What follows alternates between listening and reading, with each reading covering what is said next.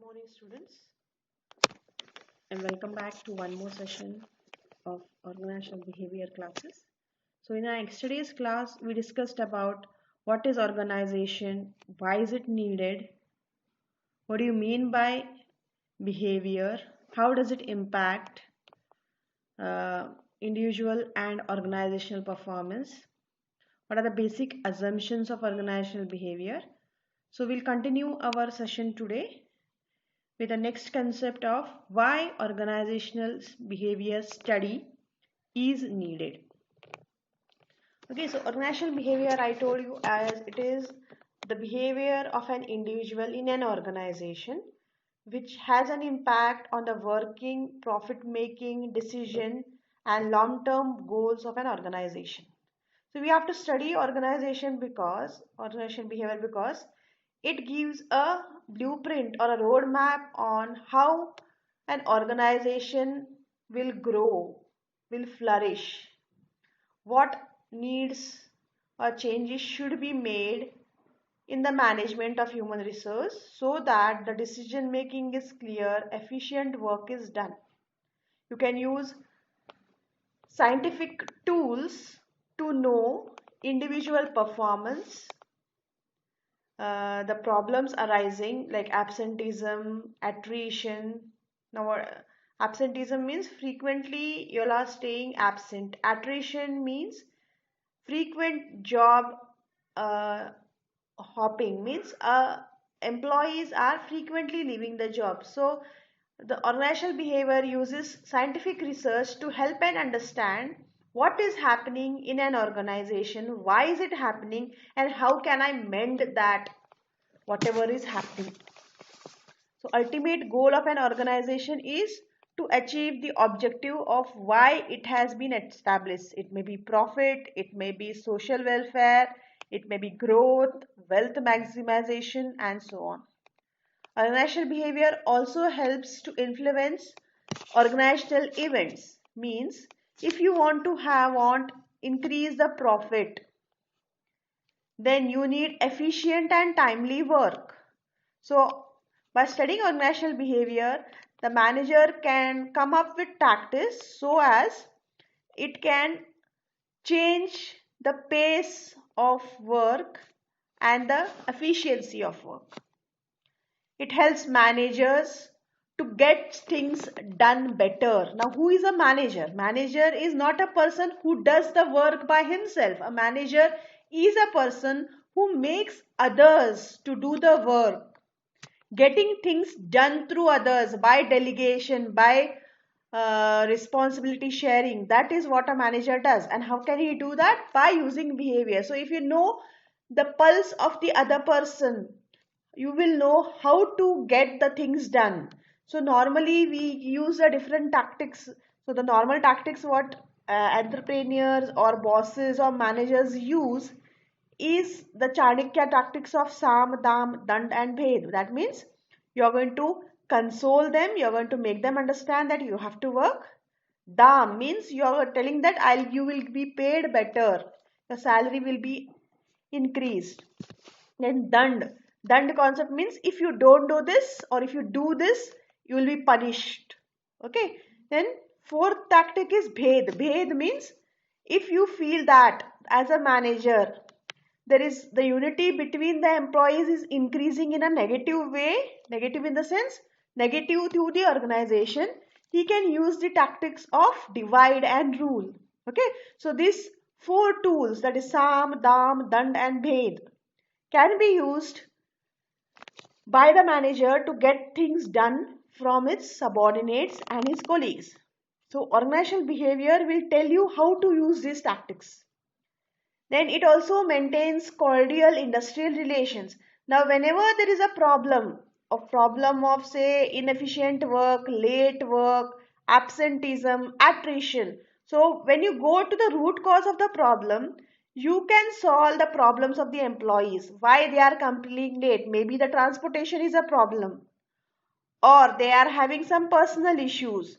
So if as a manager, as a boss, you can give a friendly touch to the relation between the manager and the employee, the total environment in the office or in the organization will be cool, and thereby the performance, job satisfaction of the employees will increase, which in turn will lead to good cordial relations within the industry. Then organizational behavior is also useful in the field of marketing. Now you may say how? So what is marketing? Marketing is nothing but promoting the products produced by you. Now how are you going to push the market? For this you should know consumer behavior. So how does consumer behave? What are the tools we can motivate them to buy a product? Okay, so for this also we need to know behavior, that is psychology of an individual. So if you know behavior of people in general, so when you know how people behave in your office, similar kind of people will be around. So based on that, you can design your marketing tool. So consumers behave in a particular pattern. Maybe some consumers are fascinated with discounts. Some consumers are fascinated with quality. Some consumers are fascinated with long-term relations and say family bonding, or you can say relationship bonding. So all these tactics can be used. Even nowadays, big companies are showing not about their product, but they are showing how their employees are, how good they are, how friendly they are, or how the management is taking care. So that is also been marketed, so that a brand image of socially responsible and caring company can be taken care of. So this is how you can use OB in marketing also.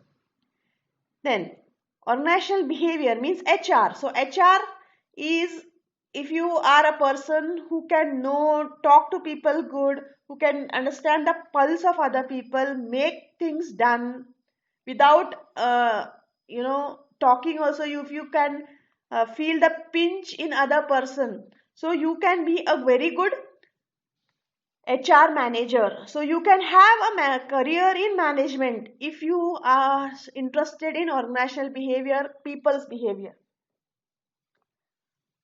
Then it adds to the bottom line of the organization. The bottom line of the organization means any organization, big or small, needs people. And when there is people, a cluster of people, there is going to be some noise. Say for example, we say that when too many utensils are there on a shelf, they will bang together and make some noise. Similarly, when there are people, a cluster of people or a group of people in an organization, there may be some clash for good cause, for bad cause. So that is very necessary. For say conflict, it's always bad. Conflict is very much necessary so that you have brainstorming and you can increase the you can increase the ideas for which you are making the decisions. So organizational behavior is a bottom line, because where there are people, there is behavior. So that's why you have to study organizational behavior. So these are a few points why study of organizational behavior in any field, in any industry is so very important, because where there is a group of people, there are going to be some things, and we need to know HR management. Then we can now we'll start just have a discussion about how different fields different fields are going to contribute to the study of organizational behavior. So we have these fields called as psychology, sociology, social psychology, anthropology, political science, engineering. So psychology, what is psychology? Psychology is a study of human beings, emotions, whatever is going on in his mind. So it is the behavior of a person, the mental behavior. So it will tell why a person is so cool or why the person is so short tempered. Okay, so this study of psychology is very much necessary for organizational behavior, because we are dealing with individuals. So when you're talking about organizational behavior, we are going to study three things. We are going to study individual, we are going to study group behavior, and we are going to study in the end organizational behavior. Means how first, so the pioneer thing or the stepping stone for it is you have to know that person in detail. Okay, how is his temperament? How is his character? Why his character is like that? Is he short tempered or a cool person? Is he friendly, outgoing, or a shy, moody person? So, based on that, you have to frame, you have to work out a plan to deal with that person. Okay, an outgoing person, a talkative person is easy to handle because he will express his ideas easily. Any problems he will share. But on the other hand, an introvert who doesn't talk much, dealing with such person creates some problems because you never know what is going in his mind. So the study of psychology is very much important. We have to know the different theories of personality. Then the next contributing field of OB is sociology. Now, sociology is a study of group behavior. So, how when we all keep talking that human being is a social animal. Social animal in the sense we live in groups. We can't be staying alone. Okay. So, by studying sociology, we can understand how people study, how do people behave in the group, what are their traditions, what is their culture, what food they eat. So all this sociology means how group behavior is there, what do they wear when they are in groups, how do they talk, what are the traditions. So all these culture, tradition, religion will impact on the way the person behaves.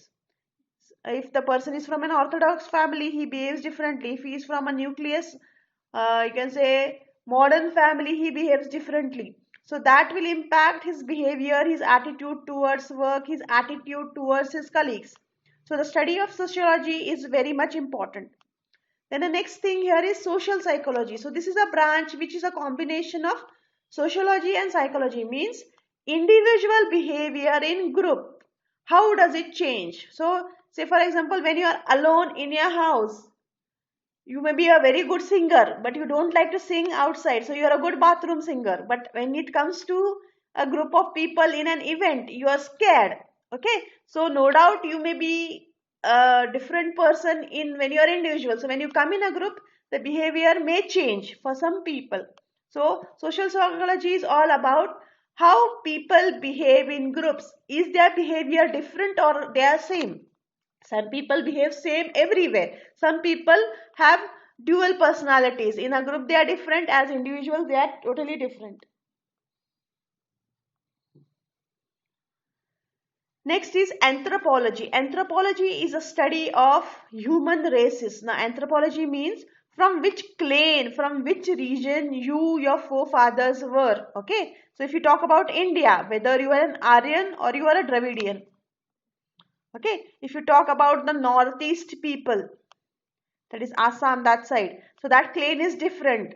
That is a Chinese or Mongoloid clan. Okay, so from which race you are? Okay, so if you are from that belt of Pakistan, if some say for example that Punjab or Northeast, then that people are a different tribe, that Afghani clan and so on. If people from Arab, they are the Arab clan from Africa. Okay, so we have different races. Races in the sense from which region you originate, where your forefathers were. So based on that, your culture will change, your religion will change, your customs, traditions will change, your outlook to of seeing the world, perception, attitude, everything changes. Your skin color, your hair, height, weight, the food you eat, everything changes. Okay, so anthropology is a study of races. So from which clan or which region you originated will have an impact on your behavior. So if you are a Northie, an Aryan or something like that, they are most normally they are more confident, more they have a more attack mentality. They are rough, they are frank. South Indian, they are timid, intelligent, soft. calculative, they don't take unnecessary risk, something like that. So based on which clan you are, your attitude, your behavior, your perception will change. So that study also is very much important. If you are a Chinese, if the person is a Chinese, so Chinese means they are short people. So we say that normally shy, short people are difficult to be trusted, something like that. Okay, so based on from which area you are, there are some stereotypes which people have, and that is very much needed to know how they behave in groups and in organization. Then the next field which influence OB is political science. Political science is the study of people in power, how to govern, how to take control of people. So when you're talking about organization, it is all about leadership, it is about managers, it is about subordinates, it is about power, control, decision making. So political science will definitely help us in making decisions, in leading the people, in taking authority, in controlling and all those things. Then lastly, engineering. So as it is an organization, you are doing something, you are preparing something, you are making a product. So there some skills of engineering, that is creativity, um, imagination is very much necessary to know what things are going on in an organization. So I think if you have understood this, you have please doubts. So please raise the doubts in your comments. So this will be there in the YouTube. So you can subscribe my channel so that you get my next videos. So like, share and comment. So that's all for today. Any doubts, please raise it. So I will see to it that in my next session, I will um, clear those doubts. So that's all. Have a good day. Bye. Thank you.